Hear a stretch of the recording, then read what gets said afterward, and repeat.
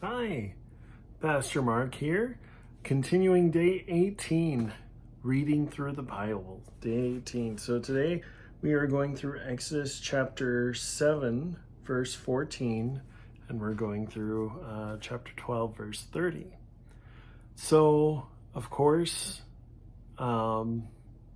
Exodus, here we are. Moses had told Pharaoh, this is what we need to do. We need to go and worship God, go make sacrifices out in the wilderness. Pharaoh said no.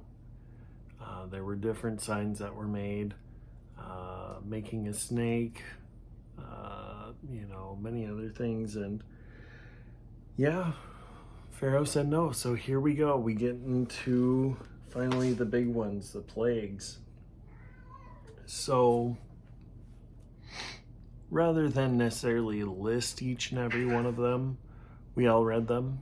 I can just kind of point out what I found interesting, and I hope, again, you can just comment, let me know what you find interesting, because I'm very curious as to what you thought. I thought a few things. First of all, I thought it was very interesting. I noticed that over in the third plague, the gnats, they didn't go away. Pharaoh did not ask Moses to pray to God to make them go away. Maybe it was just a limited time sort of thing. They're gnats. But still, kind of crazy. There wasn't an end to that. But what's also interesting is how the magicians are coming back in during different points, kind of just saying, hey, we can do this, we can't do this.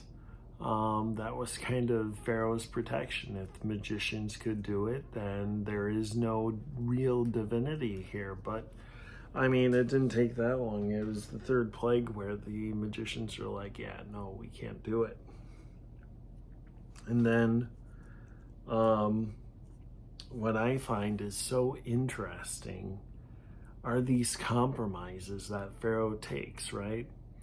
Pharaoh takes these compromises where at a certain point he's like, okay, you guys can go, but only the men can go. And Moses is like, yeah, no, that's not going to work. Okay, well, not only the men, but the women and children, leave the livestock. You can go. And he's like, yeah, no, it's not going to work, because they have to make sacrifices. And each time, so each time there's a compromise, and he's like, oh, well, you can do it over here within Egypt. Yeah, no, we can't, because you guys don't allow us to make those sacrifices here within Egypt. We'd be killed. Excuse me, that sort of thing. That was very interesting, but also what's interesting is God hardening Pharaoh's heart. I think here, from what I understand, the way that I read it, is that God isn't doing this just to make sure that Pharaoh just pays, just to be sadistic and make Pharaoh suffer the many plagues. I think it's just showing God's control in all of this, or God's prophetic powers, right? It's Pharaoh hardened his heart because God allowed it to happen. It wasn't that God was surprised each time. I think that's the distinction it's trying to make, is that showing that God is not a God that is out of control or doesn't know what he's saying, but a God that's in control, that knows what he's saying, and knows what will happen, right? Because what happened in the last reading, what happened in this reading, again, we see that God promises Moses I will I will make sure that Pharaoh will want you out of here so badly that he will drive you out himself. That's what God says. And that's supposed to be prophetic. Now, does that happen? I mean, it may seem like that to Moses, but not really. I mean, he will want them out. He will maybe drive them out to a certain point, but ultimately when he's going out into the Red Sea, as we will read on, he's really trying to get the Israelites back. So,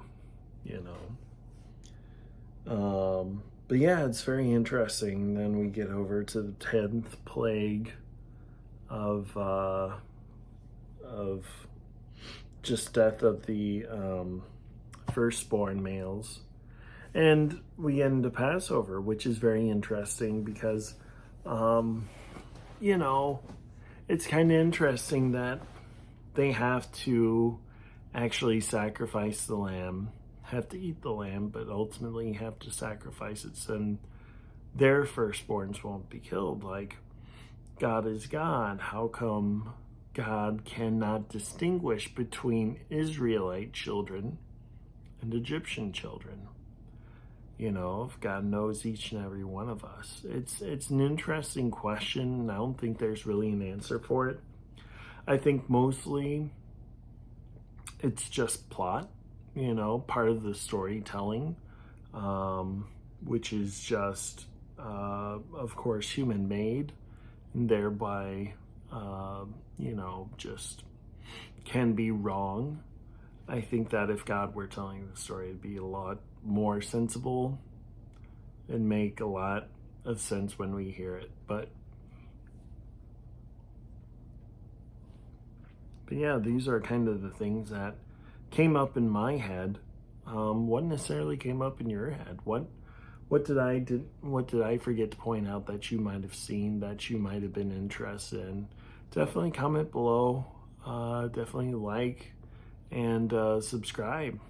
Subscribe is very important because we want to make sure that we get you these videos as soon as they're uploaded, and there's no better way to get them as quickly as possible as subscribing here on YouTube. So definitely do that. And yeah, again, let me know, comment down below, what was some of the big takeaways for you? What did you find interesting? Definitely comment below and let me know.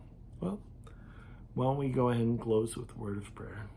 God, we thank you so much that you are such an amazing God. You are such an awesome God, that as you took care of the Israelites in Egypt, so you take care of us today. And Lord, I pray that you just protect us and guide us to walk along your path, to listen to you. Lord, I pray that you soften our hearts. Do not harden our hearts. So we can be accepting of your will and your truth. I praise in your holy and precious name. Amen. All right. Blessings.